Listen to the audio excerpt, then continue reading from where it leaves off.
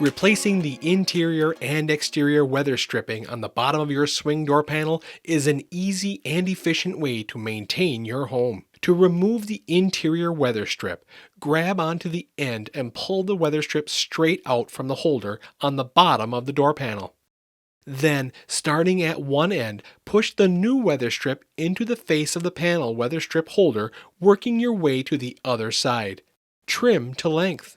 Repeat the process to exchange the exterior weather strip. Be sure to pay attention to how each weather strip pushes into each groove.